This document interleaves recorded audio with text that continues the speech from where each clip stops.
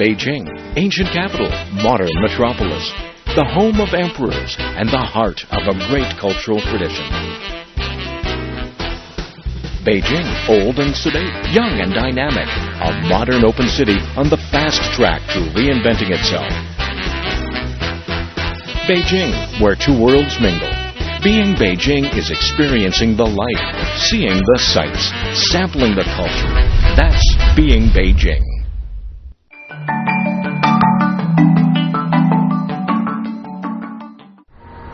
Beijing is my home. I was born in this huge city, but left as a child many years ago. Since coming back, I've met the new face of Beijing. However, despite all the changes, tradition still stands strong.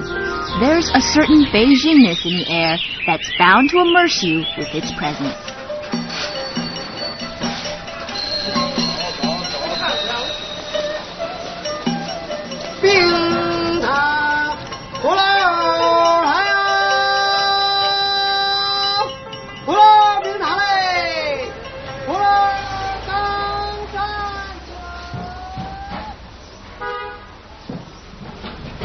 For most people in Beijing, Shichahai is a place filled with memories. As children, they came to play by these waters. They strolled under the weeping willows and possibly met their first love here. Now, although the Beijing of today is no longer simply that, there have been many new elements incorporated. What are they exactly? Well, that's exactly why we are here. I'm Yin, and welcome to Travelogue. Welcome to the Beijing series. Strolling through Shichahai, you may forget that you are in the heart of a busy metropolis. Who would have thought that just 4 kilometers north of the Forbidden City, we'd find a place like this? The area of Shichahai actually encompasses 3 bodies of water: Qianhai, Xihai, and most famous of all, Hohai. To get here, take the subway to Gulou and walk 10 minutes south. It's a relaxing place. Come hang out with your friends or enjoy the sunshine. In Hohai, probably the best method of walking around here is to take a bicycle to get through those little hutongs and the little alleys. 师傅，这自行车怎么租的呀？这1个小时20。20这种。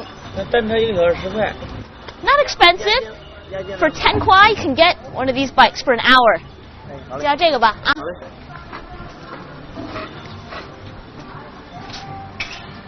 Okay. Now, I'm geared with the right equipment. I forgot how to ride this thing. The character Hai of Shichahai literally means ocean, and long ago, the lake was called an ocean for its grand size. So, my day begins to see if Beijing is anything like it was in my childhood. In the past, the Beijing people would get up every morning to the sound of the bell from the bell tower. As early as 2,000 years ago, the morning bell and evening drum could be heard resonating throughout the city. Today, 15 RMB is all it takes to get a taste of this place. According to legend, the official charged with casting the bell tried and failed repeatedly. Finally, his daughter, fearing of further delays, threw herself into the bronze, hoping to move the gods to ensure a perfect casting. 100 meters south of the bell tower stands the drum tower.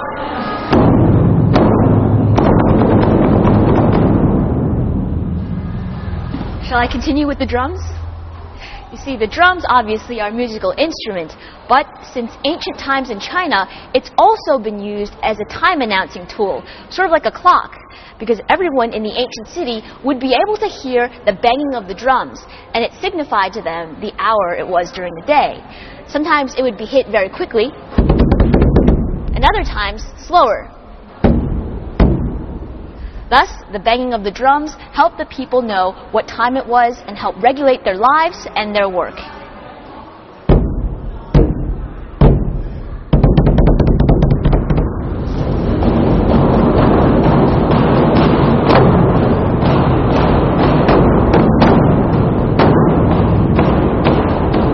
Today, people still strike the drum, but it's more of a performance, a way of reenacting the customs of the past. and the entrance here is only 20 RMB, not expensive at all. Back in the old days, the drum was beaten quickly 18 times and then slowly 18 times. Altogether, there were 3 cycles, that's 108 drum beats in all, and 108 was a number that used to represent a year. Nowadays, we have the tick-tocking of the clock to remind us of the passage of the time. But back in the old days, the Chinese people used something like this.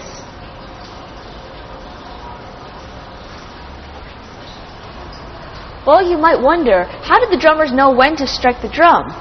It's because of this mechanism right here, which served the function of a gigantic clock. You see, it's sort of water-powered, with the water running from the first one up there to the second, the third, and finally into this cylinder. And once the cylinder fills up with water, this ruler would go up slowly. And on the ruler, you see markings with the different times of day. And every 15 minutes, this man here with the cymbal would strike.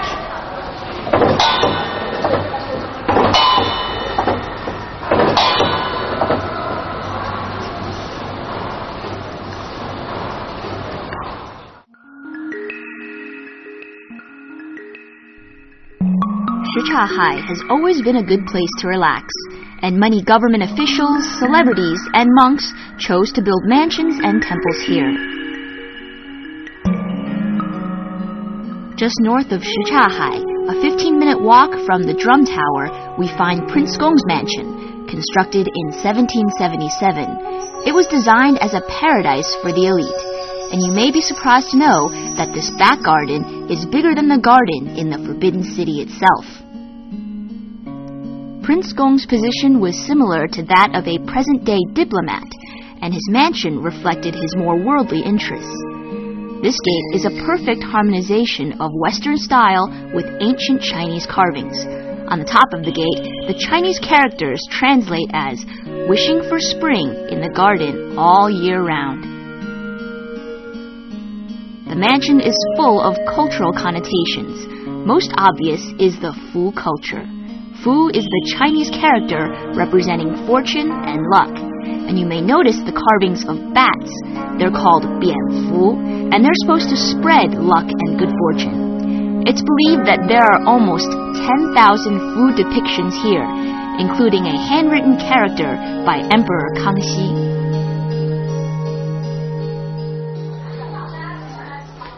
You'll notice something quite peculiar about this path. You see, although it's going uphill, there are no steps. And that was done on purpose, because the owner of the palace wanted his life to be perfectly smooth, upright, and no obstacles.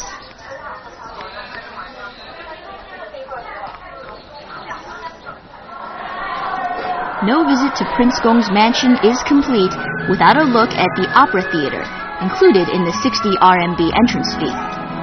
The environment and decoration remind you that this is an entertainment arena for royalty. Today, drinking a cup of tea and watching a good traditional show, you're taken back in time to Prince Gong's world.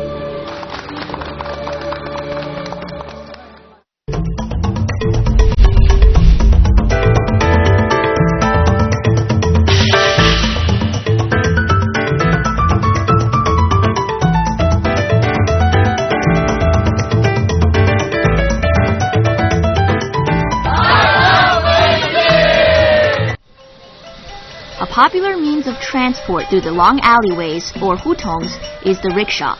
People say that the real culture of Beijing is the culture of the hutong and courtyard. 女士 Miss 这给他打一声招呼，翻译他到中国来就是我说他们土北京，然后就是问他，有没有老北京的胡同，摆着 rickshaw。 Amongst the vehicles of today's world, this old-style transportation is like a bus or taxi of the past. And your driver may turn out to be a great guide. A lot of the drivers aren't Beijing locals themselves, but are sure to answer all your questions about the hutongs. And in English, maybe. Where there's a hutong, there's a story. The residences in the hutongs bear markings of the family status. In olden times, a strict feudal hierarchy was observed, So the social class of the courtyard owners, including the members of the imperial family, dictated the architectural style, scale, and even the decorations.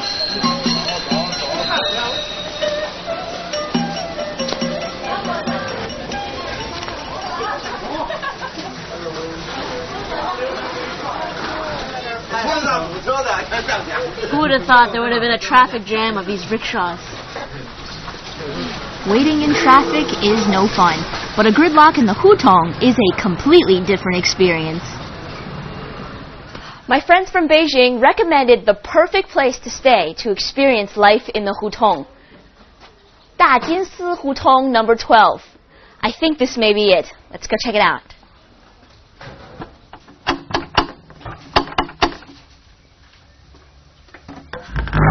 Hi. Hi. Are you Jimmy? Yeah. Hi. I'm Yin. My friend told me to come here. All right. Yeah. So come in. Thanks.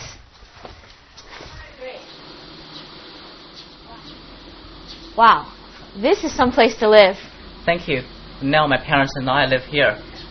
Were you born in this yard? Yeah, I was growing up here. So does my father. And your father? What about your grandfather? Well, actually, we live here 4 generations. In this yard. Wow. Long time. Yeah, it has a lot of history. Exactly. It seems like it's almost unrealistic. It's like from a movie or a book or something, this environment. Thank you. This is the traditional Beijing house. You can see the structure is pretty special. Yeah, how do you explain this? What is this?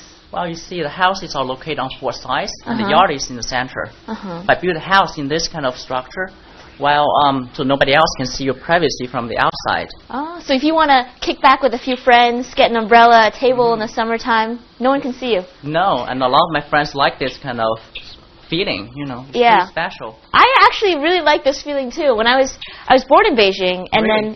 then the courtyard is always something I dreamed of. I dreamed of living in. So Uh-huh. I don't know if you can fulfill my dream today. Your dream can come true, actually. My parents do bed and breakfast business. Cool. So if you like, you can stay for a few days. Get me a room. Okay. Strangely enough, this bed and breakfast feels more like home. No flashy signs, no advertisements. It's just Jimmy, his parents, and their cat. Every once in a while, they welcome a few friends of the friends to stay over. Perhaps that's why this place is so special. What's life in the hutong like? If you live in Hutong area and you've grown up here, you just get in touch with all of your neighbors. You know them very much. Every morning you say hi to them. You probably will buy breakfast with them together. Yeah. So, but after 4 generations, do you think when you form your own family, have kids, do you want them to be living in this courtyard? Yeah, I think so. First, you see, I don't want any of my children just miss the Chinese culture. They have to be understand the Chinese culture. And if you really want to know it, you just have to live in the courtyard house. I love Jimmy's place. It's just 2 minutes from my favorite restaurant.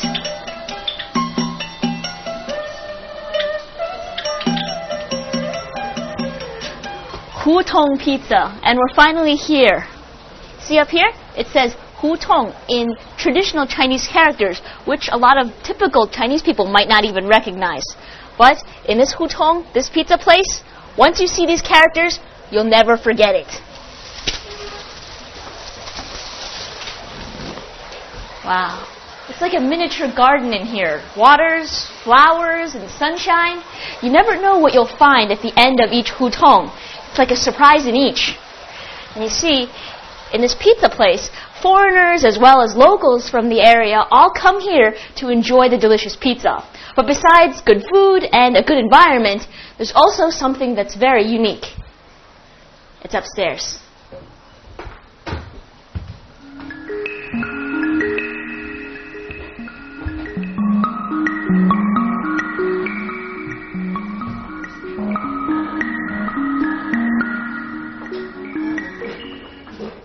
This is not the roof of a typical building. Instead, this used to be a monastery.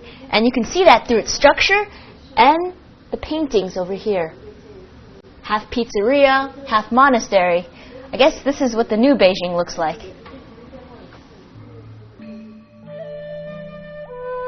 Shichahai literally means 10 temple ocean, and at one time it's said to have actually had 10 temples, or rather 9 nunneries and a monastery. Today, many of these temples have been transformed into homes or restaurants, which serve authentic Western food like this one. The restaurants of Shichahai all have their own unique decoration and themes. This restaurant in particular serves foreign food, but the decoration here is deeply rooted in Chinese culture. Wow. Looks pretty authentic to me. Can you imagine pizza in a hutong in a monastery? Seems kind of weird. See how the pizza is. Not bad, and for a good price.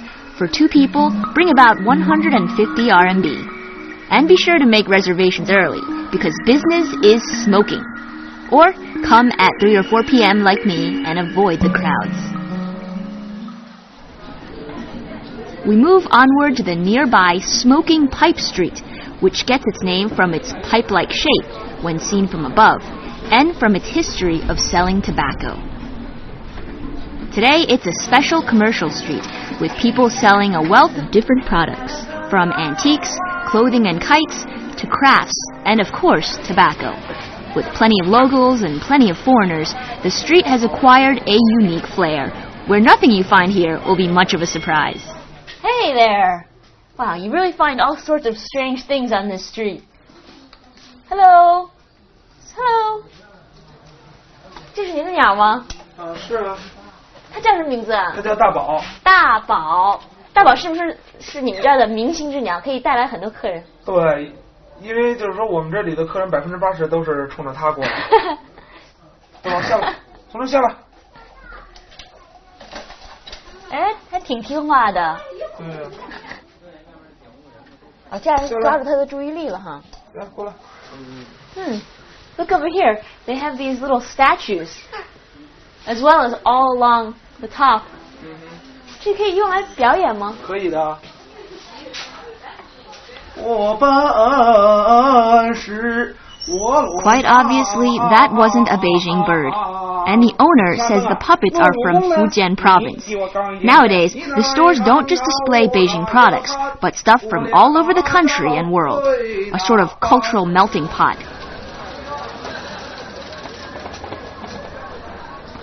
Folk artists from all over China are invited to come to the shops and hand-make Chinese crafts.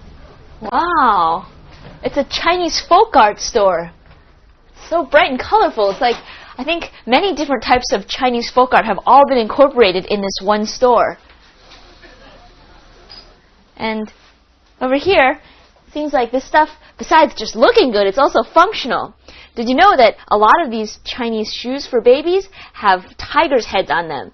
And what that's supposed to do is drive away the evil spirits from the child. Besides that, what's this over here? 大姐，您做什么呢？这是挖耳枕，青蛙耳枕，这个挺实用的。它能，就是这个是小孩的，它这样小孩睡觉的时候，耳朵放这个空里面，它就不压。哦，那我要是想买一个，可以用这个吗？这个是大的，这个昨天刚做好的。See, it's an ear pillow. So when you get tired, you can put your ear inside this hole. I've never seen anything like it. What a creation. This pillow costs around 200 RMB, which I guess is a great deal for something so intricately handmade. In fact, most things here are sewn by hand in the traditional Chinese way.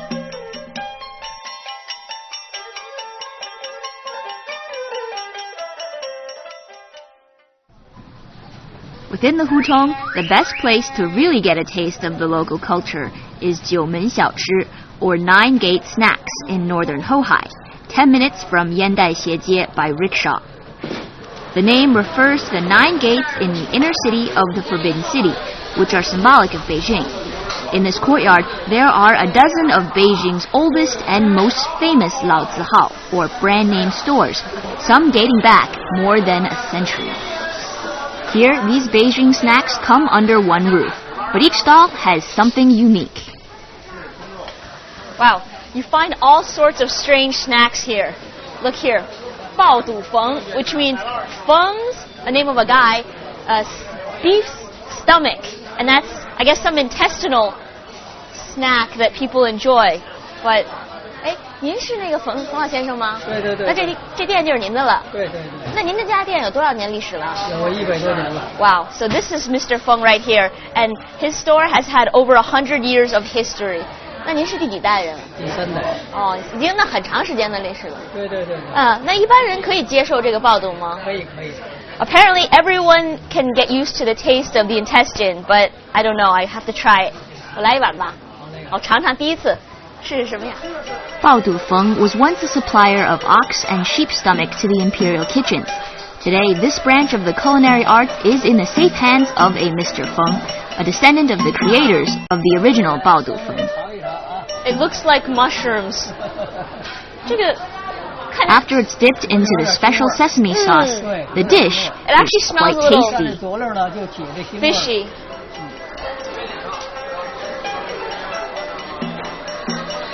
You might not get used to some of the tastes here, but remember the names: 爆肚, 豆汁儿, 疙瘩, 芥末墩儿. They are the most authentic, so you can't leave without at least a small try. Every noon, there's an elderly artist who comes to perform a Beijing special, 吆喝. This is a form of calling in the hutong that uses a wide variety of tools salespeople or service people employed in the past to attract customers.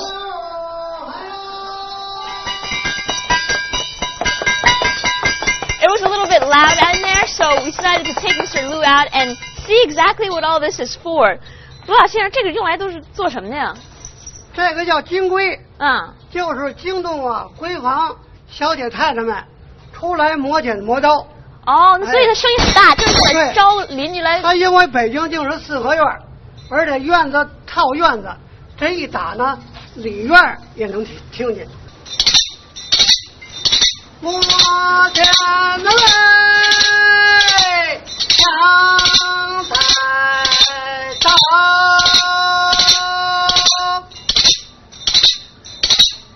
这个是用来做什么的？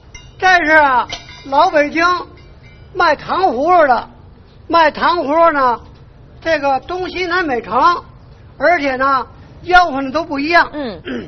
如果说在北城，他这么吆喝：米罗哎，冰糖葫芦来呀！你要到了西城了。他这么吆喝：呼啦冰糖嘞！到了东城东安市场，这么吆喝：呼啦钢蛋墩！到了南城了，天桥这么吆喝2个字儿：呼啦。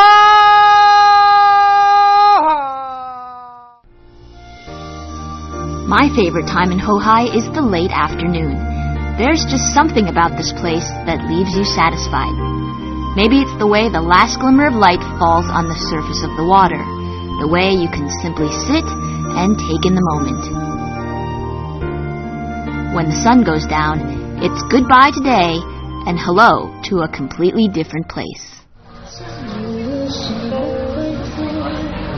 Soon, the bright lights and traditional lanterns in the many bars and restaurants come on. Nowadays, most people know Hohai because of its nightlife. In the evenings, the area is transformed from a quiet escape to a scene of bustle, excitement, and energy. A one-day trip through Hohai may just give you enough time to see it all, but a 3 or 4 day stay may just open your eyes to the real Beijing.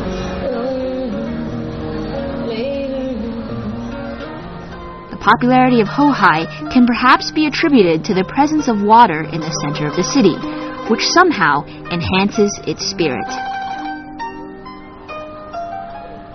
Shichahai has changed since I was a child. People's lifestyles are different, but everyone who comes here is sure to slow things down a bit, relax, and leave feeling content. In this way, at its core, it hasn't changed at all. The undulating waves, charming music, and a few friends, life is perfect.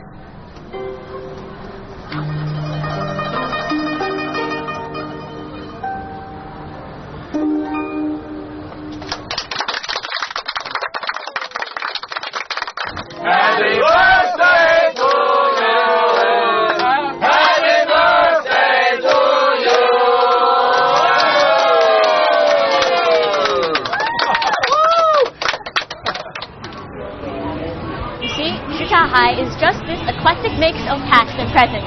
Here you'll find dizzying lights, you'll find bars, but also you'll find still waters and ancient hutongs. And maybe that's what makes this place so special. I'm Yen, and see you next time on our Beijing Special.